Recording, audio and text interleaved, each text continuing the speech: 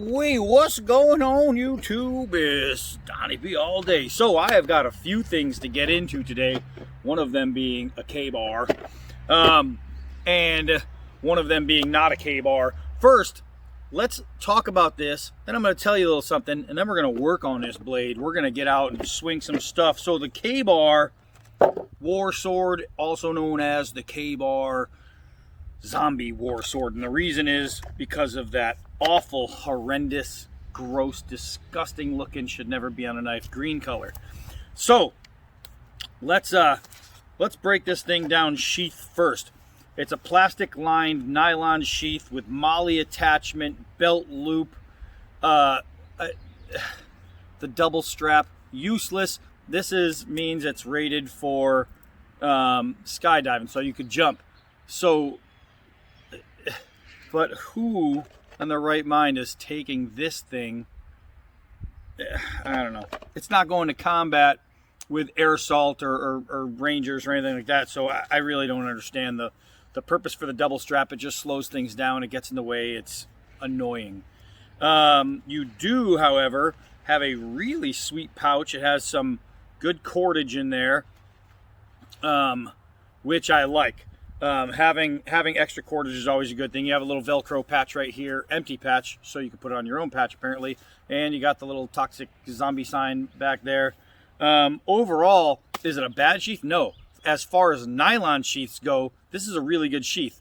I just don't really like it. So let's get into this knife. Now, I have to say that the one thing I'm happy about is that it comes with additional black scales, which if I end up keeping these scales, these are the ones that are going on it, and I am with a quickness taking off these ugly green things because I can't stand them at 15 1/4 inches overall length with a blade length of 9.6, like 8.8 or something like that. We have the War Sword. Why it's called a War Sword when your blade is, 9 inches long, 9.5 inches long, I have no idea. What else I don't have an idea. Oh, well, let's get into flat grind. The black coating on K-bar, always nice. 1095 Krovan. Mwah. Steel. That's what they specialize in. What they don't specialize in is from here back. Even on the full tangs, it doesn't make it a really full tang because inside of here is skeletonized and the tang is really thin. It's a really thin skeleton. Why they do that? Beats the hell out of me because K-bar has got a lot of faults. Made in USA, Orleans, New York, but still. All right, so like on a lot of their blades that they do this style on, and this one's not even as bad as some, this right here is horrendous. It is awful. First of all, these plastic scales, garbage. Absolute freaking garbage. There's not a single positive thing. Not normally, like with the Becker series, they're really crappy grips, but at least they're contoured nice, they're comfortable, they suck. These ones, a lot like the Potbelly, where the Potbelly is this great knife, it's this great chopper, awful freaking scales. Awful. And it's not just the material, the plastic material. It's this. They decide for some reason in this finger swell to really fatten it up, so there's no way to get a comfortable grip on there. And the forefinger grip up front is so big that it's like a 1.5 grip, and that puts the center of your middle finger right around here, which, as you could see, would be uncomfortable. Holding it in the rear, you have this piece of hangout right here. I don't know what that's for. Is it supposed to catch on a punch or something? I have no idea. I have no idea what that's for, other than getting in the way when you're trying to use this tactfully. Therefore, I don't like that. What else don't I like about it? Because there's plenty. The blade spine is a 1/2 inch above the handle. I mean, is it going to be bad as far as how it works? Most likely not. It might even help somehow. I don't know. I haven't used it yet. But I can tell you this, it is ugly. I'm talking fugly ugly. Not only do you have this risen, but then you have this recurve coming up. So the recurve is actually higher than the freaking grip. Are you kidding me? It's like way, whoever designed this, they must have been getting chased by zombies while designing this, and their pen was all over the place, because this is not a fun blade to look at. Right here is way too narrow for this. If you were going to have this area narrow, you should at least have a bigger belly, right? I mean, they took like a regular toothpick dagger and then threw a recurve into it and didn't sharpen one of the halves. That's what they did. And then they took the handle and they moved it offset. Oh, man. Looking at this thing is freaking disturbing to me. I do not like the look. What I do like is that it's 1095 Krovan, and they're generally tried and tested. Great steel. They retail for almost $90 somewhere in there, but if you go on Ka-Bar's website right now, these are only $40. So if you need a chopper made of good steel that you can rely on no matter how ugly it is, for $40, for if you wanted a 9+ inch knife, that's cheap. We're gonna find out how it feels swinging. I know for a fact, I don't think I'm gonna put those black scales on here. I think I'm just gonna end up customizing my own, because these are just that bad. The contouring is gonna be the same on those as it is on these. So I'm gonna get the same feel, just with a better look. And there's not much you can do to make this look better.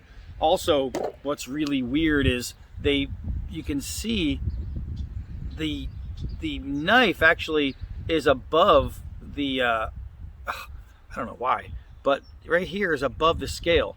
So you get this step up and you're feeling the edge of this like 90-degree right here on your fingers when you hold the knife up. That is another really poor area of design on this knife. They have like right here you have your finger guard, and then they have like this little mini like ricasso step right here with the blade cut. Instead of just going all the way through, it comes in and then in and then, I don't know, man. There's just so much. This isn't even one of those knives where I would redesign to make better. It's so far ugly, it would just be better to make another knife. But does it work is the question, and that's what we're going to find out. And just because I hate the way that it looks, I hate the way it feels, I hate the materials used here, and Ka-Bar just gives me more and more disdain, right? Every time I pick up a Ka-Bar, I'm like, oh man, why Ka-Bar, why? It doesn't mean they don't work. Ka-Bars work. All right, so let's see first. Wowzers, holy sugar smacks. All right, so it's really windy, so I'm probably gonna lose it all, but I just got a bird's nest off of my arm, and I'm talking, the area I just hit is so smooth. I'm talking smooth. So right away, what I can tell you is this is one of the finer edges you will ever get on a 9-inch knife. That's no bull. That I'm looking for a spot that I could show you where you could see hair, and I'm not even like normally you have to dig in and really push. Look at that hollow spot. Look at roll right there is completely hairless. Man, that's gonna look goofy later. All right, so as far as exactly Ka-Bar, this is made. Whoo! Wow, that is freaking sharp. That's one of the sharper blades out of the boxes I've ever tested, especially something that big. Usually the bigger blades are thicker stock, so they have a thicker edge, so it's not going to be razor sharp. This guy, what is this, like a 1.8 or something like that? I don't even know what that is. But it's thin. It's thin, so I mean, thin with a full flat grind, which I'm a fan of. Man, that makes for some sharp stuff.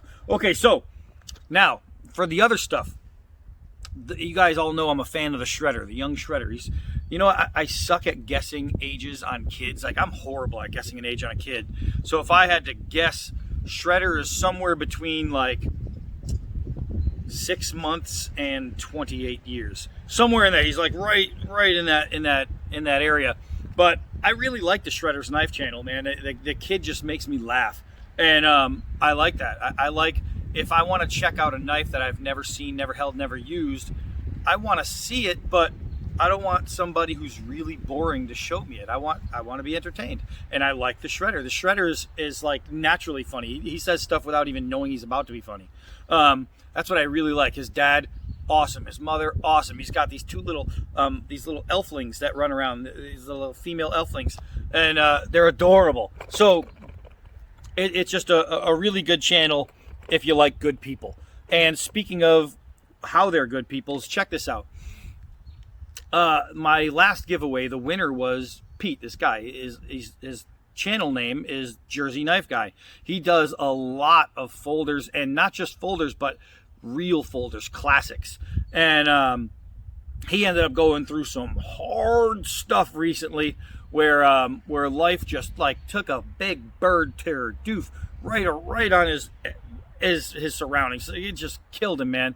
And but the dude is so positive and he's so cool. He's just working through it. But the Shredder, right? These guys, Shredder and Papa John and Mama Shredder, these guys are like, dude, this guy's way too cool to be not having a good day. So let's give him a good day. They already posted their video, so I'm okay to do this and tell you guys. So what they did is Shredder just put up a video for a giveaway, and not just a giveaway, but a huge giveaway. They're only at 400 right now. They're at 395 last I looked. Right now it could be 400, but at 395 they're doing a giveaway, 2 packages, and each package has multiple knives. Are you kidding? One of the packages, one that has a Condor, the Condor combat knife, jungle knife. Really cool for a giveaway for 400 subs, right? But they're also giving away one of my favorite EDCs, one that I actually have on me right now. They're giving away a Gerber Sumo. The one they have is the one with the blue scales. Really nice. What else is in my pocket today? Oh yeah, Microtech. I got to make sure I don't say Microsoft. I did that in the one of the videos. Microtech Combat Troodon. Woo! But they're giving away a couple of Moras. They're giving away some folders. They're giving away some fixed blades. And then they have a whole bunch of other little stuff in the package. And it's really cool how they're doing it. In order to win, they're not saying do anything for us to win. They actually add a link to a specific video for the Jersey Knife Guy.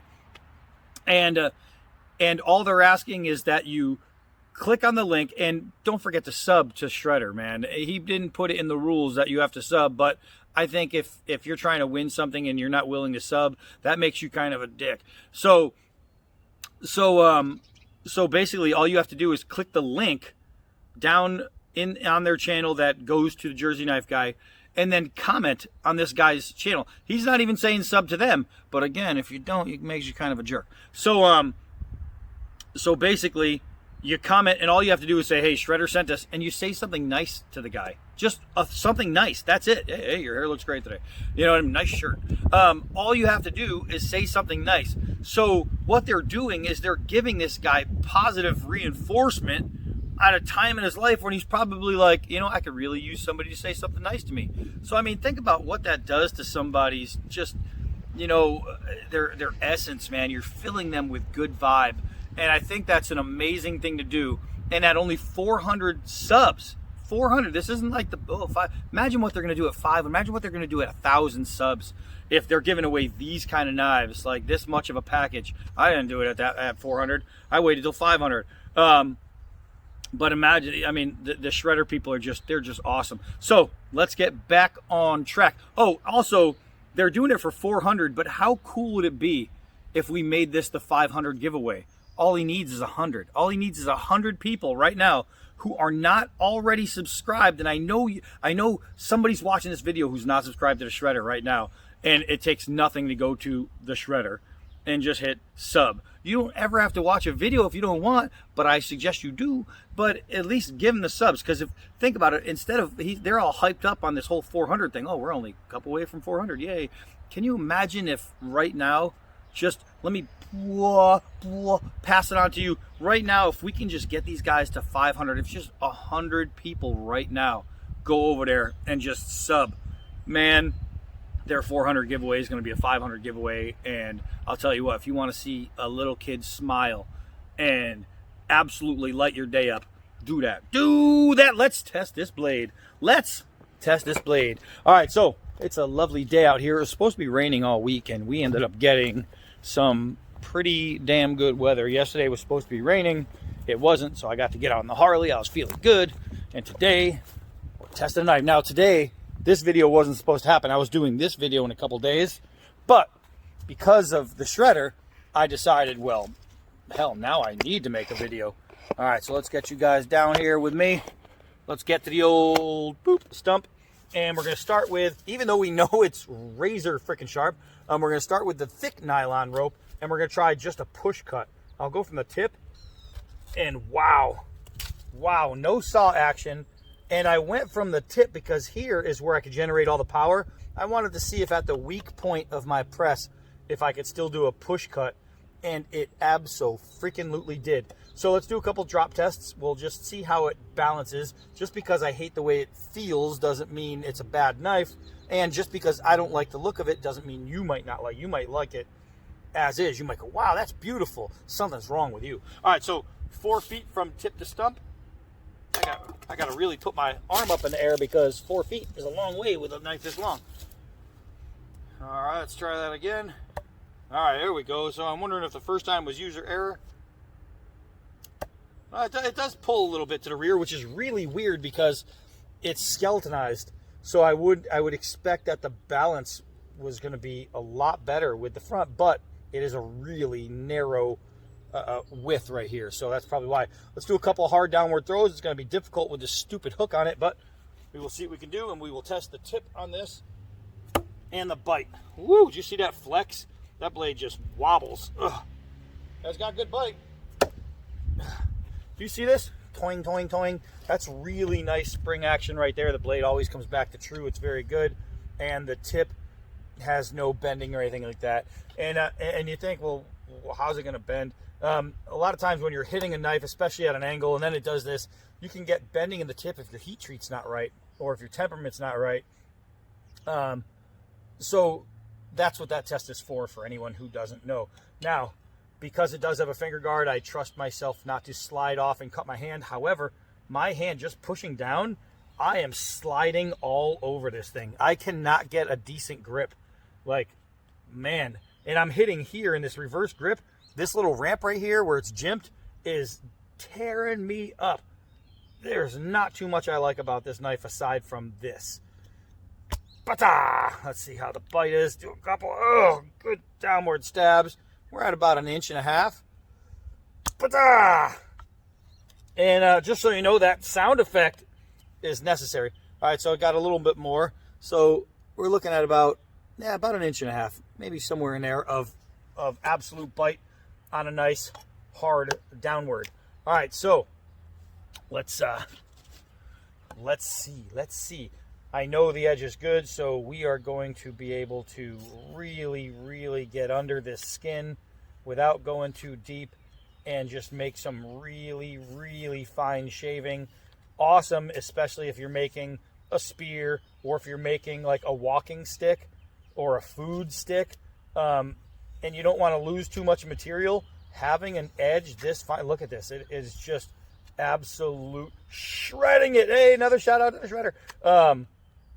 But it's handling the fine stuff really freaking easily, really nicely. All right, so bigly. All right, so let's get some nice long feathers here. Ooh, so sharp they're just falling right off because I'm making some thin guys right here. But look at these right here. So now that's push cutting. This is pull cutting for feather sticking. This is where I go with my side grip. And ooh, look at these curls. Ooh wee, look at these curls.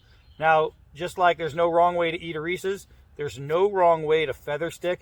And a lot of people say, oh, you never pull toward you with a knife. Well, if you know how to control a knife, then don't worry about it. Plus, every time you stop one, it's giving you a stop. And you're controlling the weight, which is how the force in which you pull the weight. You're controlling the weight. So look at that. So now we have those two ways to feather stick. And we have, when you want to get the really, really fine, hairy looking stuff, this is what I do right here. So feather sticking is mighty, mighty easy with this knife. So now let's make a tip. It does have some crazy, crazy bite just on these little baby chops. It wants to stay in the wood. And that's not a bad thing. That's not a bad thing. It's not like, oh no, I can't control my chop because it's sticking in the wood. That just means that the edge is so fine, it's just hanging on to every swat, right? It's taking out a good amount of material. And again, when you're chopping, especially making a point, to sit there and carve like Grandpa used to do for 700 years, when you have something fat, just give it some downward chops at angles and constantly spin, and you are going to save yourself a whole lot of time and a whole lot of work. I should have used something round. That would have been smart. But even chopping, as you can see, a flat piece of wood can be done when you have the right edge. And so far, this thing's the right edge. Golly, this is not comfortable. All right, so now we're getting, and you guys remember how fat this thing was and how quick we're making a spear point. And that's important because especially for like tent spikes, you want them to be able to be strong enough. For pit spikes, you want them to be able to be strong enough because if you're catching game that way, man, that's what you need. And spear points, you need it to be thick enough. If you're in some backcountry and you got bears and you're thinking, well, just in case, because I'll tell you what, you don't want to have to defend yourself against a bear, but sometimes you have to. There's a guy out there that killed a bear with a buck 110 folding knife. That's right. He lived, the bear didn't. So anything is good, but the longer you can stay away from something, the better. Even if, you do have a bear encounter, and let's say this is what I had instead of a spear, putting one in one hand and this in the other, I have a better chance of being able to gut and swat than having no chance at all. So very, very important. So now the edge is doing a fine, fine job of taking this down. It's, man, I really wish K-Bar's department that handles blade steel and edge making handled handles, because these guys know what they're doing. These guys have absolutely no clue what they're doing. All right. I mean, it's just nice. It's just nice. All right, where is my baton? Right here. All right. Let's see if this skinny guy is going to be able to handle batoning. It is 1095 Crowvan, so I can't see why it wouldn't. And let me stand up and get a good smash on this thing. Woo, there's a lot of vibration in there. Not comfortable for that, I'll tell you that. Okay. There we go. There we go. Wow, there is a lot of vibration in that sucker. A lot of vibration. There we go. Let's do one more. Now remember, if you're out in the woods, and let's say this is your self-defense knife, and you decide to go for a hike one day, and all of a sudden weather turns bad, and you need to build yourself some kind of shelter or fire or something, you need something that's going to be able to do it. This knife, as ugly as it is absolutely going to be able to do that. Let's go chop. All right, so if you're thinking right now there's nothing to chop, you're pretty much right. All right, so on the way to chopping, I found my basketball. Let's see if we can't do any kind of skinning. That is such a weird feeling with that ramp. and absolutely tears right through that thick rubber basketball. Not too bad. You know what else we'll do is we'll do the plastic netting test. You've seen knives, and as stupid as it sounds, you'd think, oh my God, it's a stupid plastic net. You're just gonna go right through. I've had, 3 or 4 knives not be able to handle this task. So it really is a good test. And this one passed with flying colors. I get a lot of blades. Let me turn this around so it's not so sharp. That'll do this, and it won't cut through. And then maybe on the second time it'll go through. This one, right away. Right away.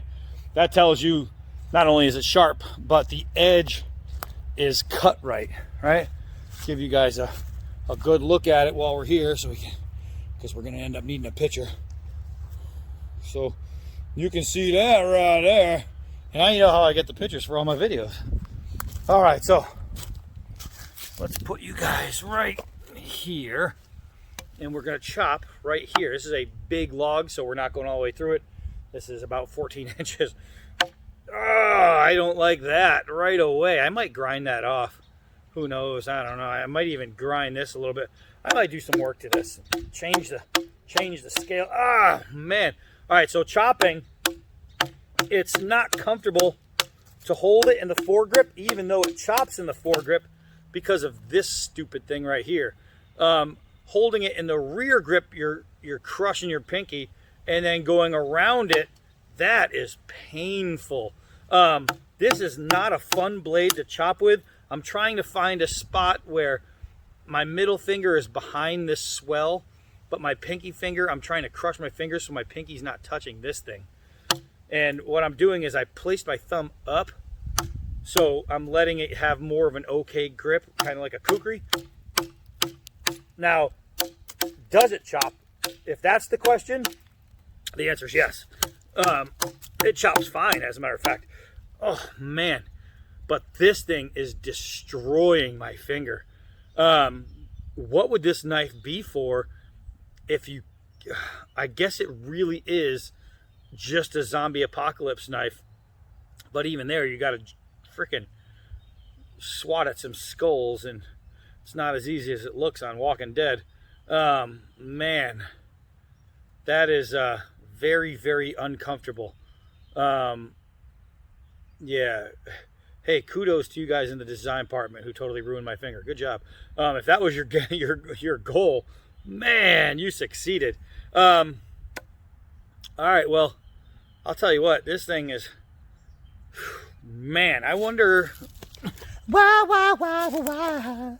All right, so let's see if we can go over here with our little runaway. And, oh yeah. Now, we do have a lot of bark hanging off of this guy, so this might be difficult, but we're going to try it anyway.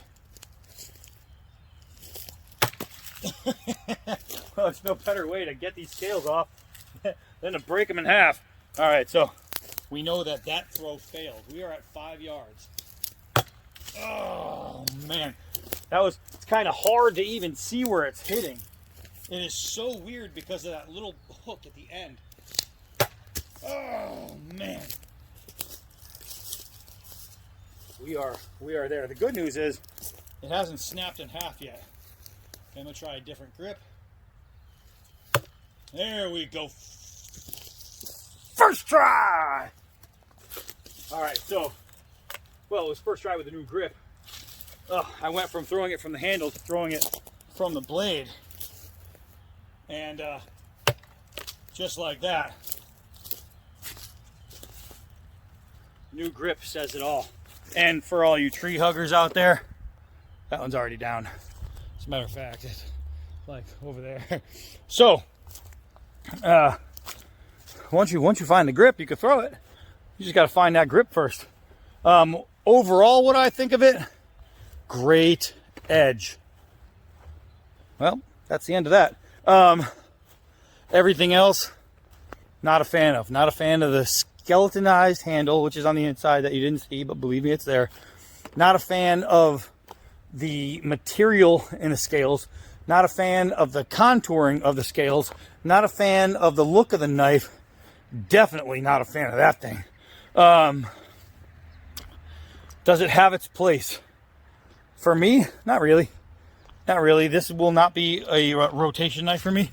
This one's going to be in the bin of knives, and it's going to hang out there.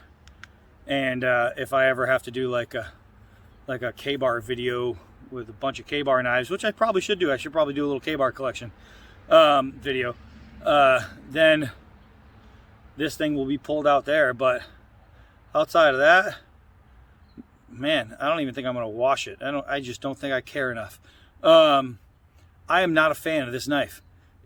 Normally, you know, it comes down to, can I recommend it? Oh yeah, if you're looking for something, blah, blah, blah, why not? There's not much I could recommend about this if I was going to be really honest, unless you are a knife collector and this is one you don't have and you're saying, yep, I want it because I don't have it. If you're a K-bar collector and you're saying, this is a K-bar I don't have, so yep, I want it. If you are a collector of ugly green handled knives, maybe, yep, you want it. But as far as can I recommend this knife to anyone for regular use? Can this be your camp knife? Can this be your survival knife? No, not at all. I don't recommend it. What I do recommend is the price. I mean, $40 is dirt cheap for a knife this big with this quality of steel. The problem is you're getting this knife. Sure, I can take off the handles completely and just go with the skeletonized grip. I could wrap it if I want with leather. But what's that going to do? Nothing. The only way to really make this any good is to just completely make new scales for it.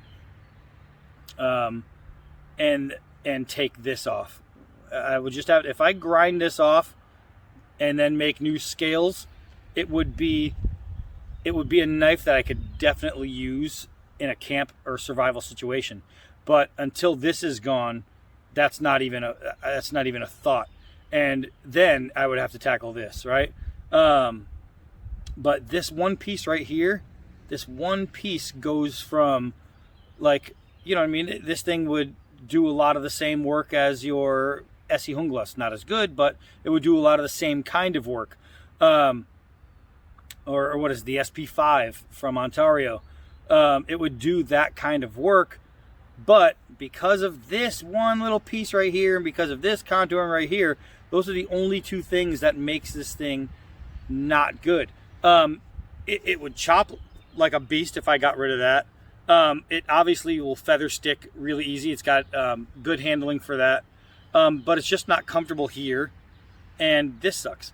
So with slight modification, you can turn this ugly knife that doesn't do well in real world situations into an ugly knife that does great in real world situations. And literally 2 point new scales and getting rid of this little barb on the end takes this knife from the $40 price tag I got it, where it's worth, maybe to me this thing's $15 because I can't use it as is. But I'll tell you what, if I change these and this will be right at that $80 price tag, no doubt about it. So I think that's what this might become, is this might become a knife to modify. Don't forget to get over to the Shredder's channel. Hit like, hit subscribe on his video for his giveaway, and then just follow the directions. Go over to Jersey's Jersey Knife Guy. Go to his video through the link on the Shredder's Knife channel. Say something nice. That's all you have to do. If you're not a nice person, fake it. But do that, and you're gonna have a chance to win some really better knives than this. A really good knife package. There's 2 of them, and if we can get this kid to 500 rather than 400, man, what a day that would be. That would be really great for the knife community to pull together and do that. So as far as this one's concerned, I am all freaking dente, done, kaput, finite. I am Donnie B all day. Until next knife.